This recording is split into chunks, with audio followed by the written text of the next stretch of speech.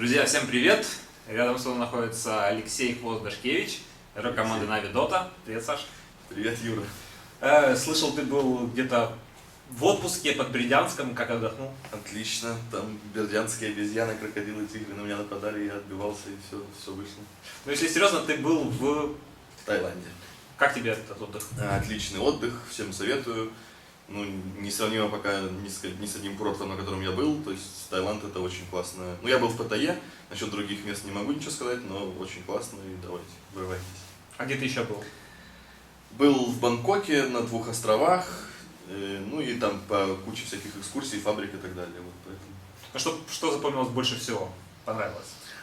Была поездка у нас, ну вкратце расскажу, двухдневная экскурсия на реку, река Квай называется. Там спуск по реке в жилетах с утра, и ночью ты, получается, ночуешь с племенем в отеле без электричества, без ничего, прямо на реке. То есть очень экзотический, входит отель в 10 самых экзотических отелей мира. Вот, и очень классно, интересно и незабываемо.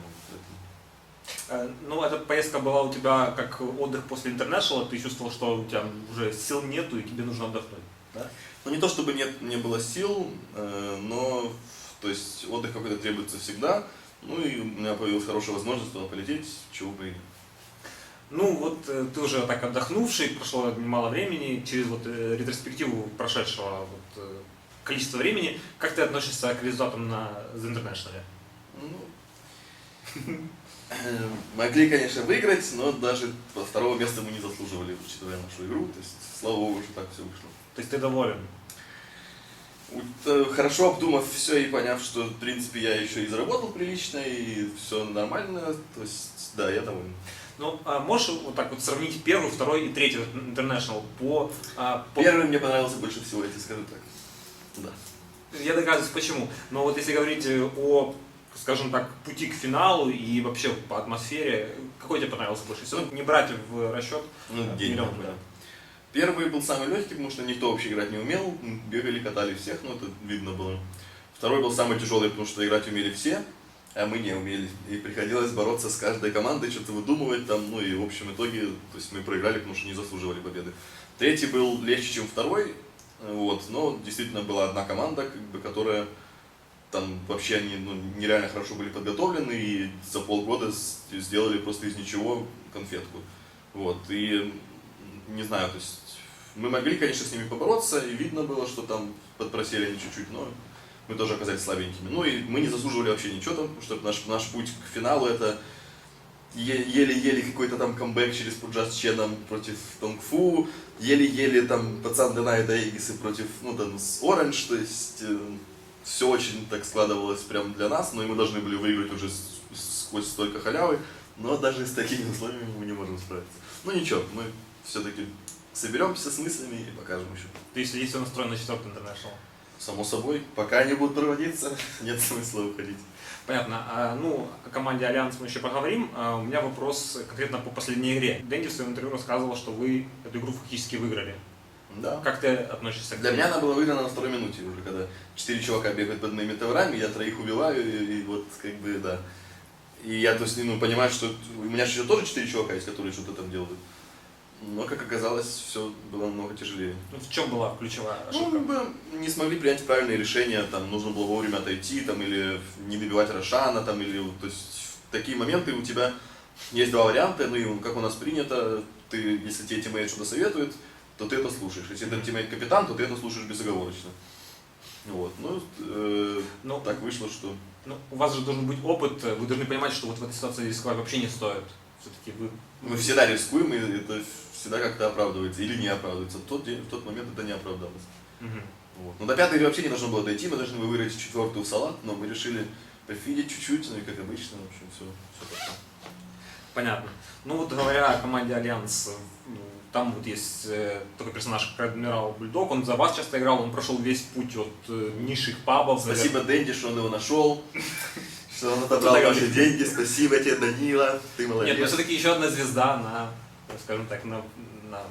Чего, у них 2 там легендарных чувака, которые там играли еще с 2006 года, и 3 ноунейма. Вот тебе и вся команда. Ну да, сейчас уже S4 там тоже, его все знают, все уважают, но он год назад никто не знал, кто это такой. Вот и все. Если говорить вообще о команде, о их подходу к игре, к каким-то стратегиям, что ты можешь в них выделить? У них есть идеи, не знаю, кто у них эти идеи находит, но постоянно что-то появляется. У них есть как бы общая стратегия на всю игру, и в принципе ты знаешь, что они будут делать, но весь вопрос в том, сможешь ли ты что-то противопоставить.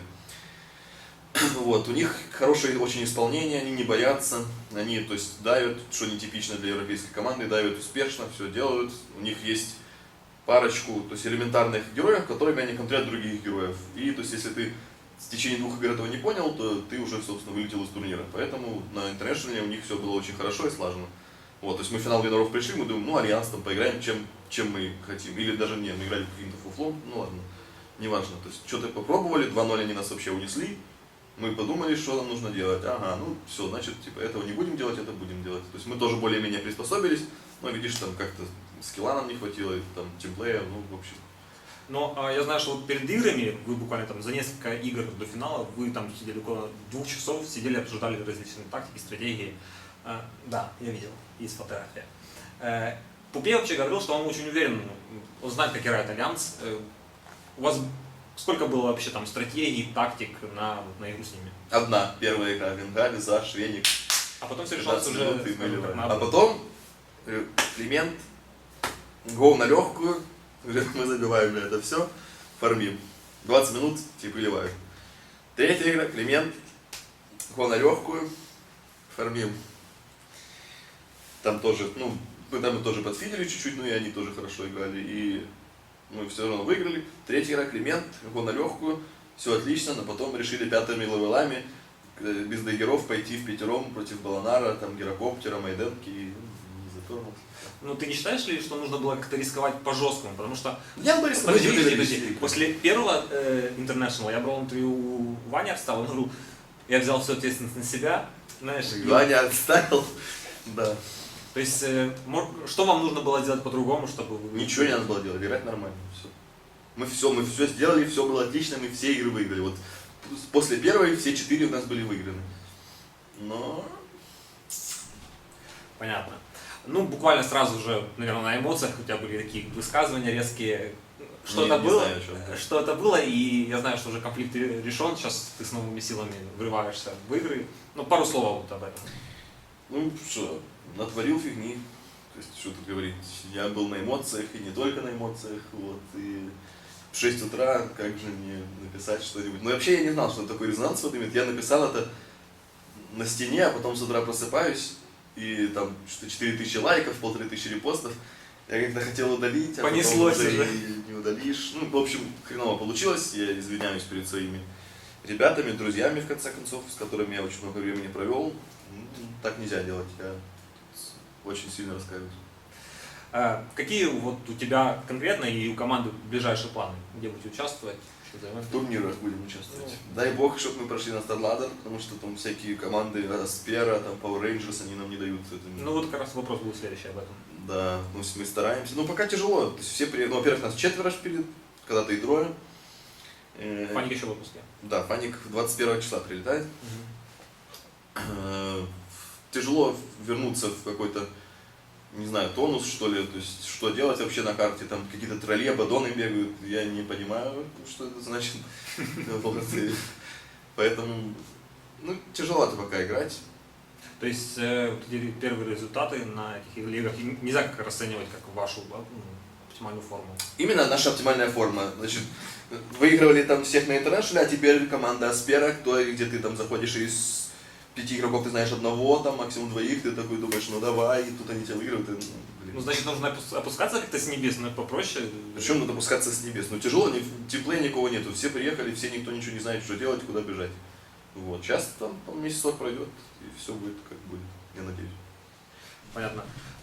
Ну вот я решил интервью завершать с дотером, по крайней мере, таким советом от игроков. Тренд от хвоста. Назови какого-нибудь героя и что на него нужно собирать, чтобы в пабах это все сейчас собирали. Найкс, армлет. Все. Больше ничего не надо. Ну что, спасибо тебе за интервью. Это был Хвост. Всем пока. Пока.